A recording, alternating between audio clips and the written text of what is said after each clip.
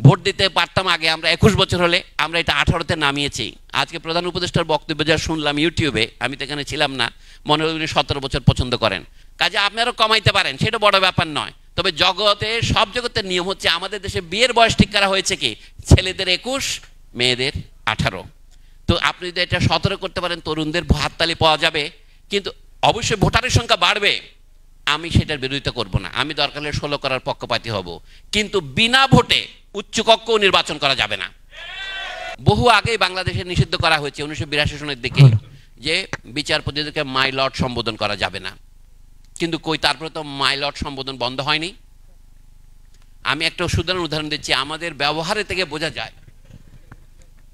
হ্যাঁ, বিচারপতিরা যে চাচ্ছে সেইটা বিচারপতিদেরকে বন্ধ করতে একমাত্র 5ই আগস্টের অভ্যুত্থান যারা করেছে তারাই পারে। কারণ শেখ হাসিনাকে যদি তাড়ানো যায়, বিচারপতিদেরকেও তাড়ানো যাবে। হ্যাঁ, তাহলে আমাদের কর্মসূচির প্রশ্ন আমি বলছি, আজকে আমি লম্বা বক্তৃতা করতে বসি নাই, আমাদের সময় অন্যদের কথা শুনবো।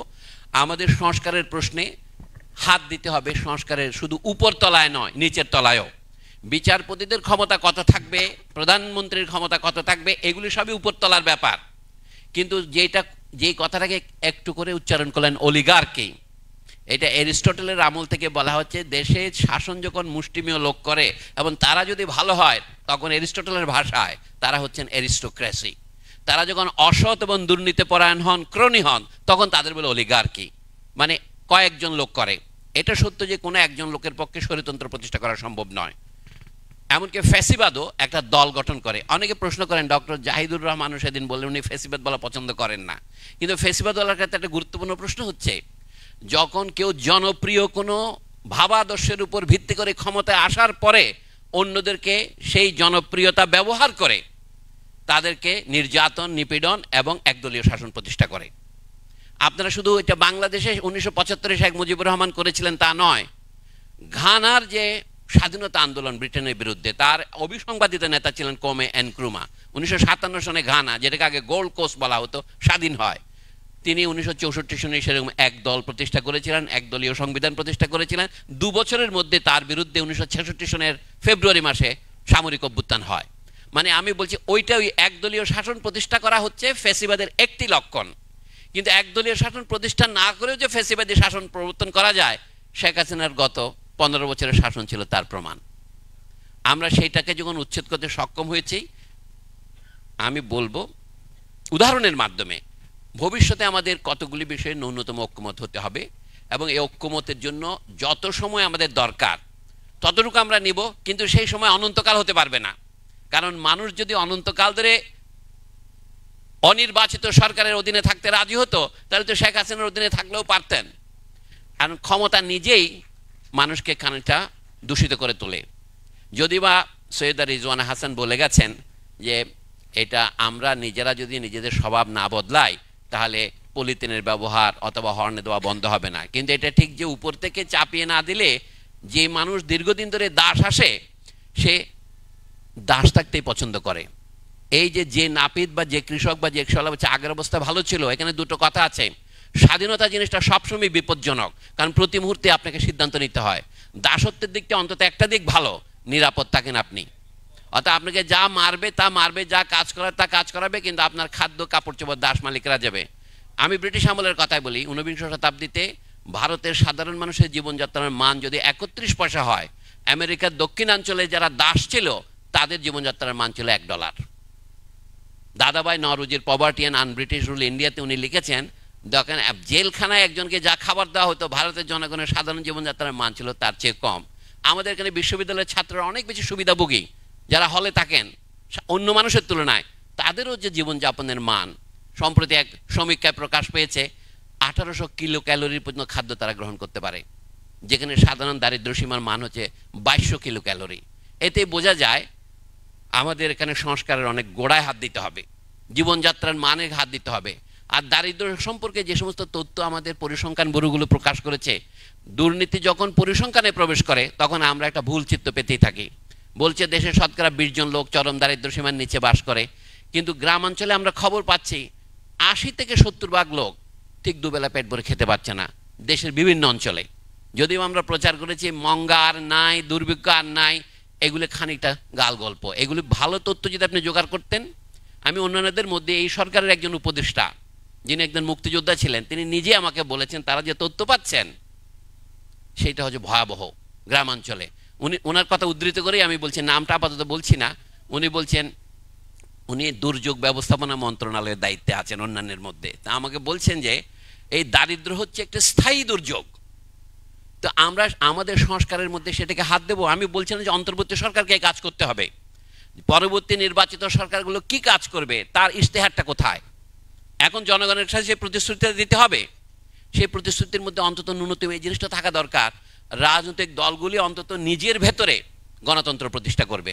তাহলে এখানে নাসিরউদ্দিন পাটোয়ারি সাহেবের বক্তৃতা যে হাততালি দেখতেছিলাম যে পরিবারতন্ত্র এই দেশে চলবে না, তো এই দেশে পরিবারতন্ত্র যে না চালাতে চান কোন সংস্কারটা করতে হবে?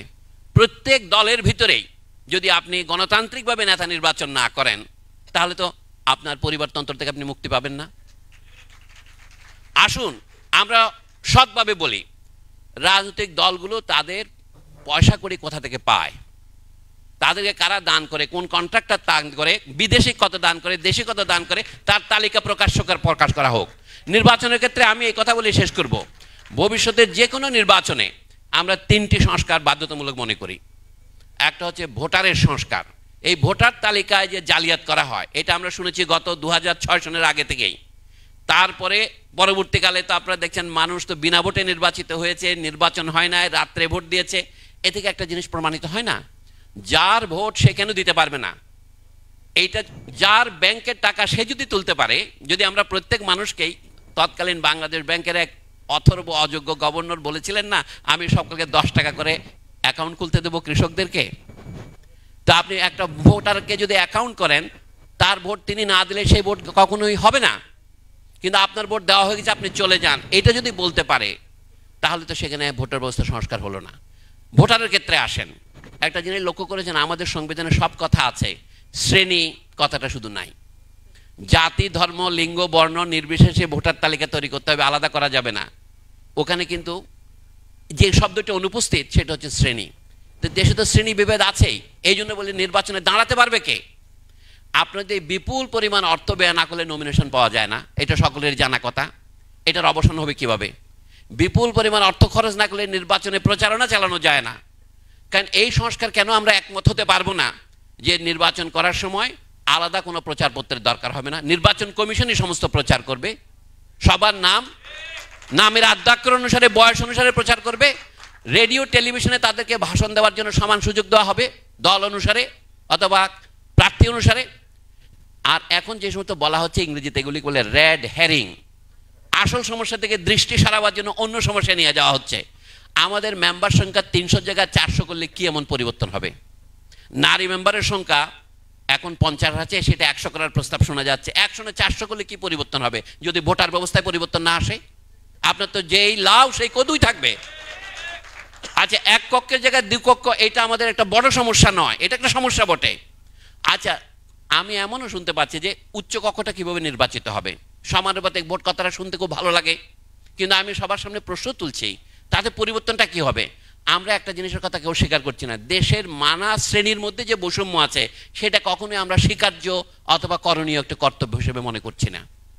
বরঞ্চ দেশের বিভিন্ন অঞ্চলের মধ্যে যে বৈষম্য আছে, যে বৈষম্যের বিরুদ্ধে আন্দোলন করে বাংলাদেশ স্বাধীন হয়েছে, এই দেশের নানা অঞ্চলের মধ্যে বৈষম্য বিরাজমান কিনা। আমরা তো সব ক্ষেত্রে আমেরিকানদেরকে অনুকরণ করি, এই ক্ষেত্রে অনুকরণ করতে অসুবিধা কি? আমেরিকাতেও তো দ্বিকক্ষ আছে, ভারতেও তো দ্বিকক্ষ আছে, পাকিস্তানেও তো দ্বিকক্ষ আছে। কাজে দ্বিকক্ষের বিরুদ্ধে কিছু আমি বলছি না। তাহলে উচ্চ কক্ষটা কিভাবে নির্বাচিত হবে? সেটা কেন সমানুপাতিকভাবে নির্বাচিত হতে হবে? কথায় বললাম, তাহলে নিচেরটা সমানুপাতিক হবে না কেন? 2 ক্ষেত্রে 2 আদর্শ কেন? যদি দুটো নির্বাচিত হয় একটা পদ্ধতি হতে পারে। বাংলাদেশের নিম্নকক্ষ যদি 300 আসন হয়, 300কে বাড়িয়ে আপনি 600 করেন, এটা নিয়ে আমার বেশি মাথা ব্যথা নাই। এটা জনগণের সম্মতি অনুসারে আমরা ছাড় দিতে, গ্রহণ করতে প্রস্তুত আছি। উচ্চ কক্ষটা কেন এলাকা ভিত্তিক হবে না? এখন ধরেন ঢাকা শহরের মেট্রোপলিটন এলাকায় 15টি সংসদীয় আসন, কারণ এখানে জনগণের ঘনত্ব বেশি, মানুষের সংখ্যা অনুসারে হয়। আমেরিকায় যেমন ক্যালিফোর্নিয়া মানুষ বেশি, নিউ ইয়র্কে মানুষ বেশি, অনেক ভারতে ইউপিতে মানুষ বেশি। কিন্তু যদি আমরা প্রত্যেক জেলায় বাংলাদেশে 2টো করে আসন করি, তাহলে উচ্চকক্ষে 128টি আসন হবে। আপনি যদি 3টে করে করেন 3 গুণ হবে, তাহলে পার্বত্য চট্টগ্রামের যে জেলাগুলো অবহেলিত অথবা পঞ্চগড়ের মতো জেলাগুলি অবহেলিত, সেগুলিও তাদের সমান প্রতিনিধিত্ব পাবে। এই কথা তো আমরা ভাবতে পারি, আঞ্চলিক প্রতিনিধিত্বকে সমতার ভিত্তিতে নিয়ে আসার জন্য। তখন ঢাকা জেলাতে দুজনই হবে উচ্চকক্ষে, এখানে তা 15-16 জন পাবে না, তাহলে এটা একটা হবে। তারপরেও আমি মনে করি আমাদের আরও মৌলিক সংস্কার নির্বাচনের ক্ষেত্রে দরকার। আজকে ক্ষুদ্র সমাবেশে সব কথা বলা সময় নয়, তবে আপনাদের চিন্তার উপাদান হিসেবে আমি বলবো। আবার যা বলেছি তা হচ্ছে 2 ক্ষেত্রে সংস্কার করতে হবে আমাদের। উপরতলা থেকে আমরা শুরু করলাম, সেটা একটা হচ্ছে রাষ্ট্র ব্যবস্থার সংস্কার। যেমন আমলাতন্ত্রটা কিভাবে হবে, এখন যে তর্ক চলছে, আগুন জ্বলছে, এর মধ্যে আমলাতন্ত্রের প্রশ্নটাও আছে। 26টা ক্যাডার একত্রিত করা হয়েছিল, এর মধ্যে বিরোধীর মীমাংসা হয়নি। তাহলে এই মেধার ভিত্তিতে যাদেরকে আমরা নির্বাচিত করছি, এইটার যদি আপনি সমাধান করতে চান, মেধা জিনিসটাকেও আমাদের গোড়ার থেকে পরীক্ষা করতে হবে। কারণ আমরা তো মেধাভিত্তিক প্রশাসন করে চেয়েছি, এটাই, এছাড়া আর বিকল্প নাই। কোটার আন্দোলন তো ছিল এই কোটার বিরুদ্ধে মেধাকে প্রতিষ্ঠা করার জন্য। কিন্তু মেধা জিনিসটা যদি করতে চাই, আমাদের শিক্ষা ব্যবস্থায় যে এখন বৈষম্যের ক্রমশ বৃদ্ধি হচ্ছে, সেটা রোধ করতে হবে। এই যে আপনারা ক্যাডেট কলেজ করেছেন, এই বিষয়ে কোনো কথা বলছে না। ক্যাডেট কলেজের শিক্ষার যে মান, সেই মান থেকে অন্যরা কেন বঞ্চিত হবে? এই যে ঢাকা বিশ্ববিদ্যালয়ের ছাত্রদের উদ্দেশ্যে বলি, বন্ধুগণ, আপনারা হয়তো মনে খুবই অহমিকা, আমি ঢাকা বিশ্ববিদ্যালয়ের ছাত্র, এবং যখন ঢাকা কলেজ বা অন্য কলেজের ছাত্ররা ঢাকা কলেজ থেকে স্বাধীন হয়ে একটি আলাদা বিশ্ববিদ্যালয় দাবি করে, তখন ঢাকা বিশ্ববিদ্যালয়ের ছাত্রদের মনোভাব কি জানা দরকার, এবং বিরোধ হচ্ছে কেন। আরো কথা আছে, আমি আপনাদের তালি দেওয়ার দরকার নাই ভাই, আমি বলছি পাচ্ছি পৃথিবীর অন্যান্য দেশের উদাহরণ দিচ্ছি। মার্কিন যুক্তরাষ্ট্র, নিউ ইয়র্কে city university of new York আছে, তার 12টি ক্যাম্পাস আছে শহরের ভিতরেই। এখানে এহসানুল্লাহ মিলন সাহেব সামনে আছেন, আপনি ছিলেন নিউ ইয়র্কে। প্যারিসে ইউনিভার্সিটি অফ প্যারিসের 8টি শাখা আছে। ঢাকা বিশ্ববিদ্যালয় যে অর্থে একটা বিশ্ববিদ্যালয় এত ছাত্র বেড়েছে, অন্যান্য বিশ্ববিদ্যালয়গুলোকে যদি আমরা ঢাকা বিশ্ববিদ্যালয় 2, ঢাকা বিশ্ববিদ্যালয় 3, ঢাকা বিশ্ববিদ্যালয় 4 বলি, কোনো অসুবিধা হতো না। জায়গার অভাবে জগন্নাথ বিশ্ববিদ্যালয় ঢাকার বাইরে নিয়ে যাওয়ার কথা হচ্ছে। আমি বলছি শিক্ষা ব্যবস্থায় কিছু সংস্কারের প্রশ্ন আছে, সময় নাই বলে আমি আলোচনা করব না। প্রাথমিক, মাধ্যমিক, উচ্চ মাধ্যমিক পর্যন্ত এটা হচ্ছে বুনিয়াদী শিক্ষা। এইখানে যদি আপনি ন্যায়ভিত্তিক শিক্ষা করতে চান, আপনাকে কয়েকটি প্রশ্নের জবাব দিতে হবে। আপনি কোন ভাষায় শিক্ষা দেবেন, কোন কোন ভাষায় শিক্ষা আপনি অনুমোদন করবেন, 2টো প্রশ্ন আছে। এটা যে কোনটা হবে জাতীয় ভাষা নীতি, আর কোনটা হবে যে সমস্ত ভাষা যারা সংখ্যা লঘু তাদেরকে কিভাবে আপনি স্থান দেবেন। দ্বিতীয়, শিক্ষার বিষয়বস্তু কি হবে। মাদ্রাসা থেকে শুরু করে ইংরেজি মিডিয়াম মধ্যে শিক্ষার যে বৈচিত্র্য, এটাকে আমরা অভিবাদন জানাই, কিন্তু বৈষম্য যেন না হয় এই বৈচিত্র্যের মধ্যে। যদি সবাই সাহায্য পায় এবং সবাই যদি তাদের নিজ নিজ পাঠ্যসূচি, যেমন মাদ্রাসাগুলিতে যা পড়ানো হয় সেটা হচ্ছে ধর্মীয় শিক্ষা, আপনি ধর্মীয় শিক্ষাকে অনুমোদন করবেন। কাজে আপনি বৈজ্ঞানিক শিক্ষাকে অনুমোদন করবেন। কোন পর্যায়ে কি শিক্ষা দিতে হবে, এটা শুধু বিশেষজ্ঞদের ব্যাপার নয়, এটা জাতীয় রাজনীতির প্রশ্ন। উচ্চ মাধ্যমিক পর্যন্ত শিক্ষা পৃথিবীর সব দেশেই অবৈতনিক। উচ্চ মাধ্যমিক শিক্ষা আপনি তো ধনতান্ত্রিক আর সমাজতান্ত্রিকের কোনো পার্থক্য নেই এখানে, কারণ এটা জাতীয় সম্পদ। যে ছেলেমেয়েরা আর 4 বছর পরে সিভিল সার্ভিস পরীক্ষা আসবে, আপনি তাদেরকে লেখাপড়ার ক্ষেত্রে কেন সমান সুযোগ দেবেন না? তাহলে জাতীয় পরীক্ষায় যে প্রতিযোগিতামূলক পরীক্ষা হচ্ছে, সেটা যে বৈষম্য থাকবে না তার গ্যারান্টি দেওয়া যাবে না। এখন শেষ কথা বলি, এখানে আপনারা তো সবাই উদ্ধৃতি দিয়েছেন, প্রধান উপদেষ্টার কথা বিরোধিতা করলে হয়তো আশা করি আপনারা কিছু অমত করবেন না। এই যে আমরা কথায় কথায় বলতে ভালো লাগে, আমরা সবাই একটি পরিবার, কথাটা কি সত্যি? আচ্ছা, পরিবার এক ক্ষেত্রে আমরা একটা জাতি, আমাদের মধ্যে একটা জাতীয় ঐক্য আছে, এই অর্থে ঠিক আছে। কিন্তু যখনই সংস্কারের প্রশ্ন আসে, যখনই নির্বাচনের প্রশ্ন আছে, তখন আমাদের মধ্যে প্রতিদ্বন্দ্বিতা আছে, প্রতিযোগিতা আছে। পরিবার বলা হয়, পরিবারের মূলনীতি যদি ভালোবাসা হয়, নির্বাচনের মূলনীতি হচ্ছে প্রতিদ্বন্দ্বিতা, স্বার্থ। বিশেষ করে যখন নিচের তলায় যাব অর্থনৈতিক ক্ষেত্রে, সেখানে হচ্ছে শ্রেণী স্বার্থ। শুধুমাত্র কার্ল মার্কসের অনুসারী হওয়ার দরকার হয় না আজ পর্যন্ত জগতের যত ইতিহাস, তার শ্রেণী সংগ্রামের ইতিহাস, এটা বলার জন্য আপনিও বলতে পারবেন। আমি বলছেন যে দেশের ব্যবসায়ীরা ব্যবসা করার সুযোগ পাবেন, পুঁজির বিনিয়োগ, পুঁজির বিকাশ এবং পুঁজির বিবর্ধন, এটা আমরা বিরোধিতা করি না, কিন্তু সেইটা হতে হবে রেগুলেশন বা দেশের আইনের অধীনে। আইন বহির্ভূত যে পুঁজির সঞ্চয়ন এখানে হয়েছে গত 50 বছরে, এবং যার ফলে যে সামাজিক বৈষম্য তৈরি হয়েছে, তার কয়েকটা বহিঃপ্রকাশ কি। বাংলাদেশ তো বলা হয় 52 সনের ভাষা আন্দোলন, 48 সনের ভাষা আন্দোলন থেকে হয়েছে। 21শে ফেব্রুয়ারির গানকে তো আপনারা সকলে গানা মোদের গরব মোদের আশা আমরি বাংলা ভাষা গান, কিন্তু কি হচ্ছে বাংলা ভাষার এখন? এই সমস্ত প্রশ্ন হয়তো অন্তর্বর্তী সরকারের করণীয়ের মধ্যে পড়ে না, কিন্তু ভবিষ্যতের জন্য এগুলো তুলতে হবে। শিক্ষাক্ষেত্রে সংস্কার যদি করতে চাই, মনে রাখতে হবে জাতি এবং পরিবারের মধ্যে পার্থক্য আছে। পরিবার হচ্ছে ভালোবাসার নীতিতে প্রতিষ্ঠিত, আর জাতি এবং জাতীয় সমাজ প্রতিষ্ঠিত হচ্ছে স্বার্থের ভিত্তিতে। স্বার্থের বন্ধনে বাঁধা অখিল সংসারে আমরা একটা জাতি গঠন করেছি, আমাদের স্বার্থগত বিরোধ আছে, সেটাকে লুকানোর চেষ্টা করার মধ্যে কোনো রকমের ফায়দা নেই, কোনো রকমের ফজিলত নেই। এটা বোধহয় আমাদের উপলব্ধি করা দরকার। আমি কোনো কথাগুলি মুখস্থ করে বলতে আসি নাই, আপনাদের কথা শুনে যা বলার দরকার মনে করলাম। সেটা আমার কাছে যেটা আপত্তিকর কথা মনে হলো সেটা হচ্ছে জাতি একটি পরিবার। কেন আপত্তিকর? এটা সত্য নয়। জাতি হচ্ছে স্বার্থের বন্ধনে তৈরি করা একটি সমিতি, যেখানে আমরা পরস্পরকে ভোট দেব। পরিশেষ কথা হচ্ছে এই, পৃথিবীর সব দেশেই একসময় ভোটাধিকার অনেক উপরের দিকে ছিল। রাষ্ট্রপতি হলে বাংলাদেশেও 35 বছর বয়স হইতে হবে, সংসদ সদস্য হলে 25 হইতে হবে। ভোট দিতে পারতাম আগে আমরা 21 বছর হলে, আমরা এটা 18-তে নামিয়েছি। আজকে প্রধান উপদেষ্টার বক্তব্য যা শুনলাম ইউটিউবে, আমি তো এখানে ছিলাম না, মনে হয় উনি 17 বছর পছন্দ করেন। আমি তো মনে করি ইস্ট ইন্ডিয়া কোম্পানি তার রাইটারদের যখন এদেশে পাঠাতো, রবার্ট ক্লাইভ, ওয়ারেন হেস্টিংস, এদেরকে পাঠাতো 16 বছর বয়সে। কাজে আপনারাও কমাইতে পারেন, সেটা বড় ব্যাপার নয়। তবে জগতে সব জগতের নিয়ম হচ্ছে, আমাদের দেশে বিয়ের বয়স ঠিক করা হয়েছে কি, ছেলেদের 21, মেয়েদের 18। তো আপনি যদি এটা 17 করতে পারেন, তরুণদের হাততালি পাওয়া যাবে, কিন্তু অবশ্যই ভোটারের সংখ্যা বাড়বে। আমি সেটার বিরোধিতা করব না, আমি দরকার হলে 16 করার পক্ষপাতী হব, কিন্তু বিনা ভোটে উচ্চকক্ষ নির্বাচন করা যাবে না। ধন্যবাদ।